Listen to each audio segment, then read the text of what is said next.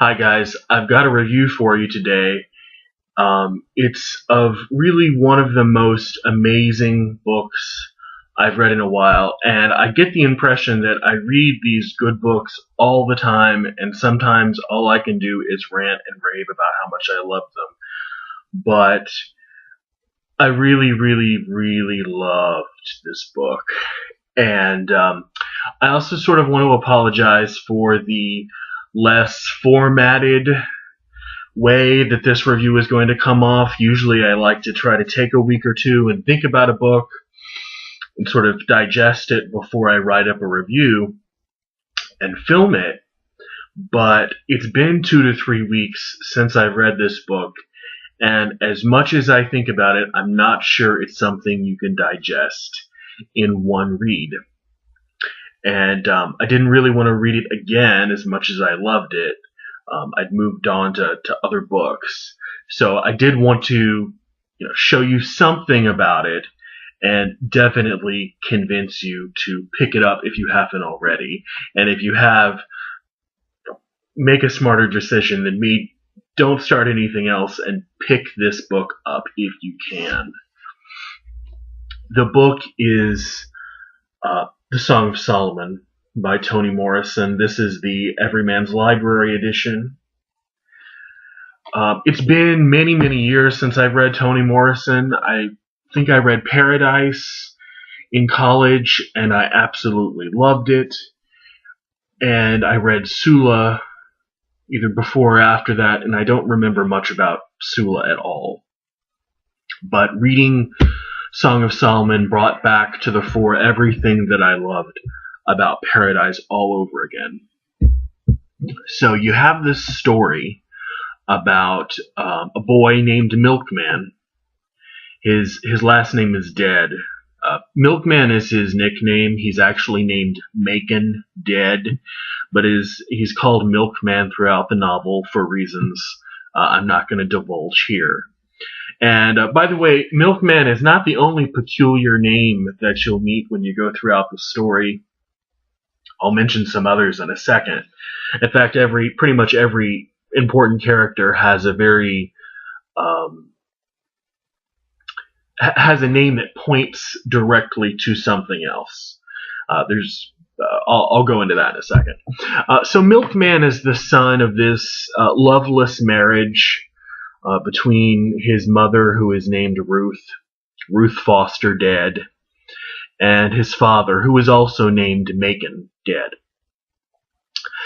Macon Sr. is this overbearing, despotic father, and Toni Morrison presents the reader with this really wide cast of characters early in the novel, all really fully rich and drawn out, but really sort of refuses to hint at which one of the characters you should be following most closely.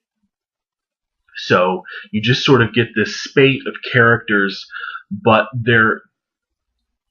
you're not given any clues as to which ones are side characters and which ones are important. So it makes you really double down in the attention that you have to pay to them.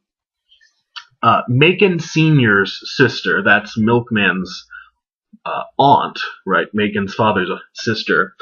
Her name is Pilate, Pilate.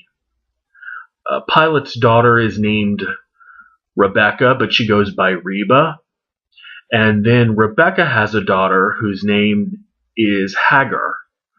And of course, all of these names, Pilate, Hagar, Rebecca, they all point directly to a kind of, not necessarily Christian, even though they all do come from the Bible, but sort of a mythical, universal, grand narrative storytelling that Toni Morrison is so invested in.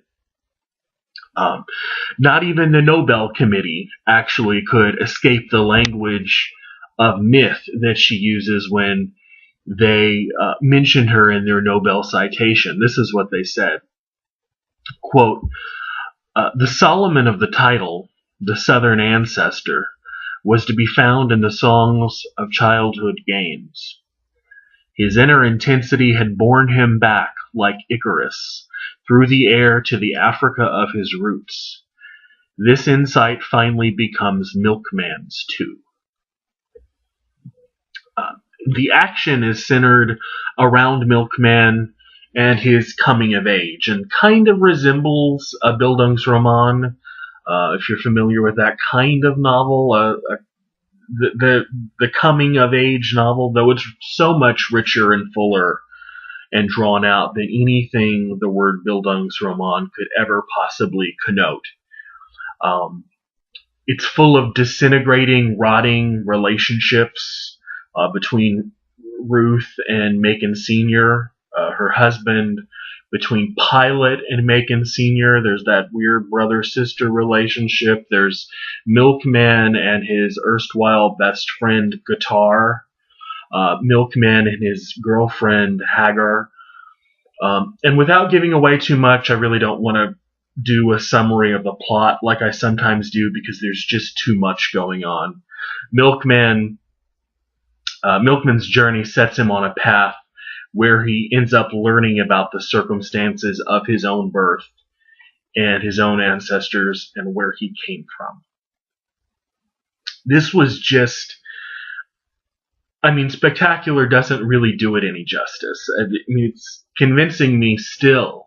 And as I was reading the novel, I was thinking that Toni Morrison is really some kind of American Homer, full of allegories about origins and originating experiences and myth.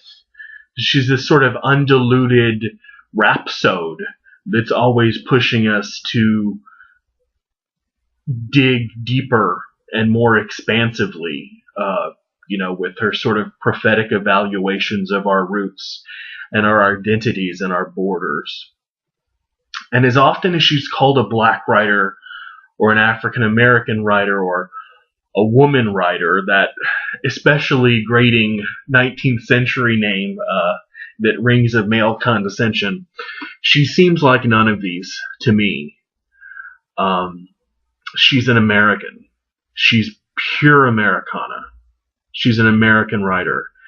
And she's as deeply and widely American as any of the other novelists who've come before her.